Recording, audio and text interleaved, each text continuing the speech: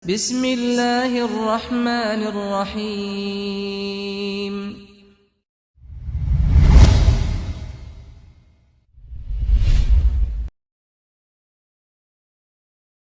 Ramadan syahrul siyam wal qiyam wal birr wal ihsan. Asyhadu an la ilaha illallah wahdahu la syarika lah wa huwal malikud dayyan wa asyhadu anna Muhammadan abdullahi wa rasuluhu sallallahu alaihi wa ala alihi wasallam. Summa amma ba'd, fa ya ibadallah, usikum wa nafsi bittaqallahi wa ta'atihi faqad fazal muttaqun. Laqad qala Allah ta'ala fi kitabihil karim, a'udzu billahi minasyaitonir rajim, bismillahirrahmanirrahim.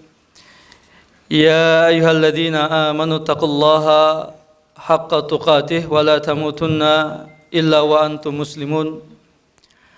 Wa qala aidha ya ayyuhan nasu taqu rabbakumul ladzi khalaqakum min nafsin wahidah wa khalaqa minha zawjaha wa batha minhuma rijalan katsiran wa nisaa wattaqullaha alladzi tasaaluna bihi wal arham innallaha kana 'alaikum raqiba. Summa qala aidha ya ayyuhalladzina amanu taqullaha wa qulu qawlan sadida yuslih lakum a'malakum wa yaghfir lakum dhunubakum wa may yuti'illaha wa rasulahu faqad faza fawzan 'azima. Summa ma ba'du, fa inna ahsanal hadisi kitabullah wa khairal hadyi hadyu nabiyyina Muhammadin sallallahu alaihi wa alihi wasallam. Ma'asyiral muslimin, sidang salat Jumat Masjid Al-Ahnaf yang dimuliakan Allah Subhanahu wa taala. Alhamdulillah, segala puja dan puji bagi Allah Subhanahu wa taala, Rabb semesta alam, tiada sekutu baginya, yang hanya kepada Allah kita menyembah dan beribadah, dan hanya kepadanya kita memohon pertolongan.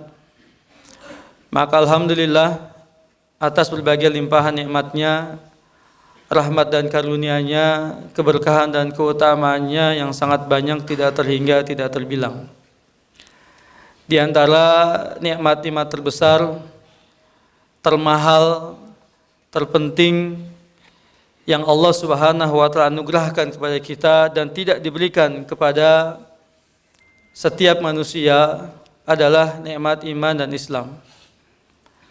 Nikmat at-taufiq wal hidayah, nikmat al-kitab wa sunnah, nikmat al-afu wal afiyah, nikmat al-aman wa salamah, termasuk juga nikmat kesehatan dan kesempatan. Jika kita ingin menghitung nikmat Allah sangat banyak, tidak sanggup kita untuk menghitungnya. Sekiranya semua pepohonan yang ada di atas muka bumi ini dan semua air dalam 7 samudra dijadikan sebagai pena dan tinta untuk menghitung dan mencatat nikmat-nikmat Allah tabaraka wa taala kepada kita, niscaya kita tidak akan sanggup untuk melakukannya. Yang terpenting bagi kita adalah bagaimana kita meyakini bahwa semua yang ada pada diri kita saat ini, hari ini, yang kita gunakan, yang kita pakai, yang kita rasakan, yang ada pada diri kita, semuanya adalah pemberian dari Allah Subhanahu wa taala. Maka kewajiban kita untuk menjaganya, untuk mensyukurinya dengan menggunakannya sebesar-besarnya. Kita tunduk patuh taat beribadah kepadanya tabaraka wa taala. Itulah rasa syukur kita yang terbesar kepada Allah Subhanahu wa taala. Dengan demikian kita berharap agar Allah tambah lagi nikmat yang sangat banyak untuk kebaikan kehidupan kita, apalagi kebaikan akhirat kita. Allahumma amin ya rabbal alamin. Tidak lupa selawat dan salam kita limpahkan, kita haturkan kehadiran baginda Nabi Muhammad sallallahu alaihi wa alihi wasallam beserta keluarga beliau, sahabat beliau, dan umat beliau hingga akhir zaman. Ma'asyiral muslimin rahimani wa rahimakumullah. Nasihat dan wasiat yang pertama dan utama untuk saya, kemudian untuk kita semua. Mari kita tingkatkan keimanan dan ketakwaan kita kepada Allah Subhanahu wa taala. Karena kita yakin betul bahwa hanya iman dan takwa saja sebagai bekal terbaik yang kita bawa pada hari kiamat kelak. Fatazawwadu fa inna khairaz zadi taqwa. Berbekalah kalian semua, sesungguhnya sebaik-baik bekal adalah takwa. Ma'asyiral muslimin rahimani wa rahimakumullah. Sehingga tidak salah ketika Allah Subhanahu wa berfirman dalam mewajibkan kita untuk berpuasa agar kita menjadi hamba-hamba yang bertakwa. Ya ayyuhalladzina amanu kutiba alaikumusiyam kama kutiba alal ladzina min qablikum la'allakum tattaqun. Agar kita menjadi hamba-hamba yang bertakwa. 23 hari sampai hari ini kita menjalani ibadah puasa dan ibadah-ibadah yang lainnya selama bulan Ramadan. Artinya sudah hampir 2/3 kita menjadi hamba yang lebih bertakwa kepada Allah Subhanahu wa taala. Dalam artian lebih semangat untuk menjalankan perintah-perintah Allah. Lebih bersemangat untuk menjalankan ibadah-ibadah dan ketaatan-ketaatan kepada Allah Subhanahu wa taala. Sekaligus lebih juga semangat untuk menjauhi larangan-larangannya. Hal-hal yang bisa merusak ibadahnya kepada Allah Subhanahu wa taala. Dari perbuatan syirik, termasuk dalamnya perbuatan riya, kemudian perbuatan atau sifat takabur, sombong misalnya, dan berbagai perbuatan-perbuatan, amalan-amalan baik zahir maupun batin yang bisa merusak ibadah-ibadah kita selama ini kepada Allah Subhanahu wa taala. Patut kiranya untuk kita memperhatikan hal ini. Kenapa begitu? Karena menjaga hal yang bisa merusak amal ibadah jauh lebih penting dan didahulukan dari kita mempertahankan ibadah itu sendiri. Kenapa demikian? Karena untuk istiqamah di dalam ibadah terkadang sulit dan berat untuk kita lakukan. Istiqamah kita untuk qiyamul lail biasanya hanya di Ramadan saja. Istiqamah kita untuk baca Al-Quran biasanya hanya di Ramadan saja. Istiqamah kita untuk infak dan sedekah biasanya di Ramadan saja. Semangat-semangat itu bisa luntur. Namun demikian, bagaimanapun amalan kita, kuantitas dan kualitas kita, bagaimanapun rendahnya sikap istiqamah kita, yang penting tidak gugur amalan itu. Yang penting tidak hancur amalan itu. Yang penting tidak hangus amalan itu. Apa yang membuat hangus amalan itu? Lain asyrakta la yahbatanna amaluka wa la takunanna minal khasirin. Jika kamu berbuat syirik, niscaya akan hangus, akan hancur, akan rusak semua amalan-amalan yang kamu kerjakan, dan kamu di akhirat kelak termasuk menjadi orang-orang yang merugi.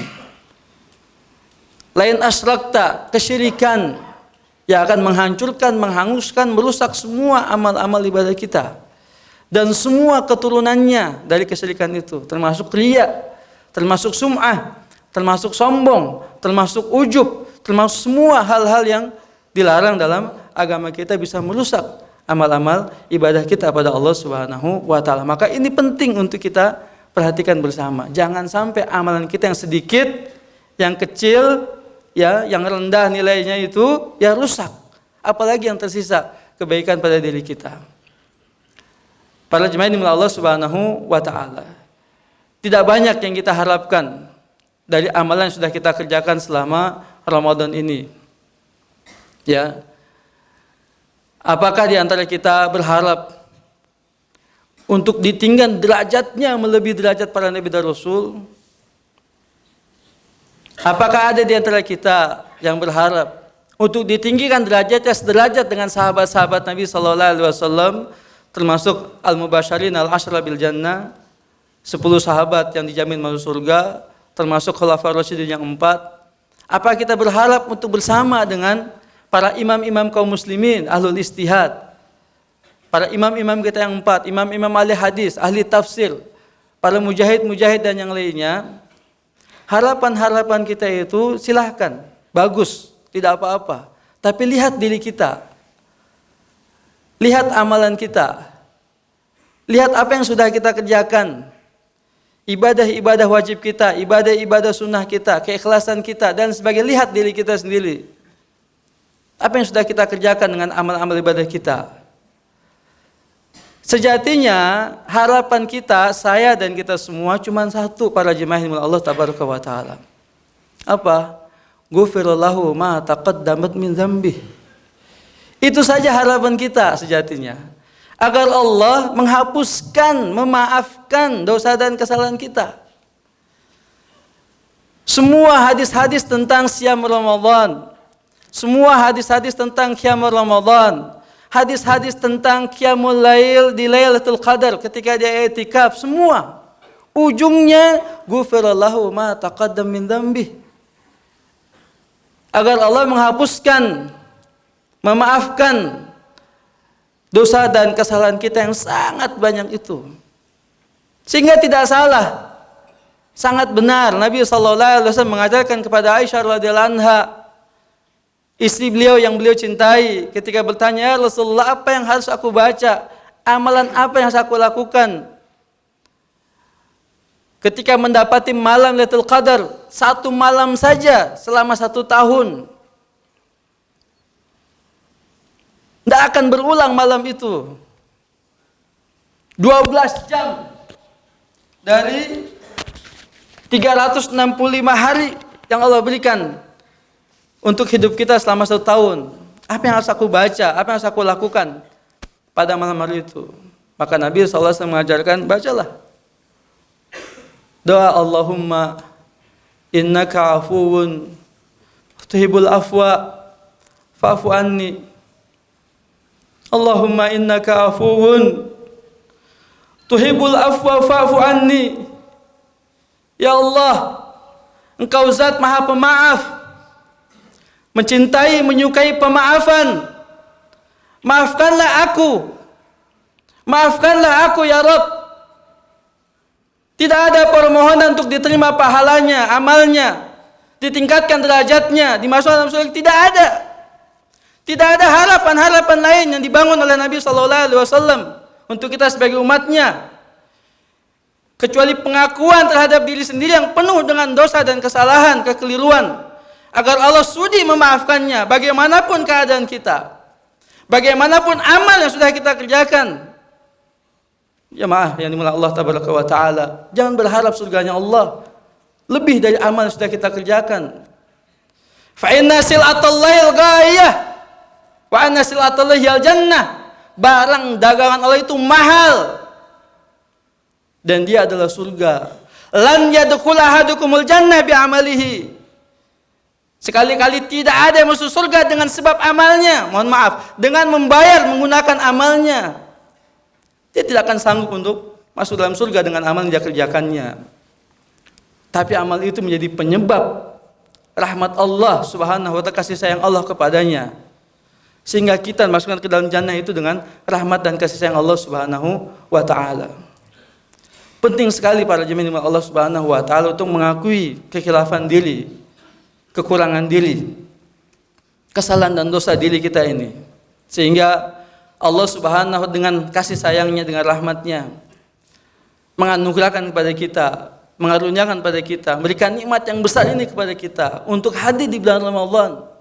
Dalam rangka apa? Membersihkan diri, mensucikan diri, agar Allah memaafkan dosa dan kesalahan kita, agar Allah mengampuni dosa dan kesalahan kita. Para jemaah Allah Subhanahu wa taala.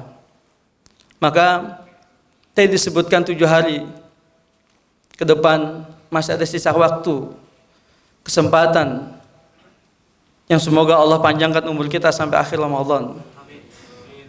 Semoga Allah berikan pada kita kemudahan, kekuatan, pertolongannya, agar kita bisa memaksimalkan kesempatan Ramadan ini ya di 7 hari ke depan. Kita bertemu dengan malam Lailatul Qadar atau menghidupkan malam-malam Lailatul Qadar. Dalam pengajian saya sebutkan bahwa antum yang beriktikaf afdal, sangat bagus untuk bisa meraih kesempatan menghidupkan malam Ramadan di malam-malam ganjilnya.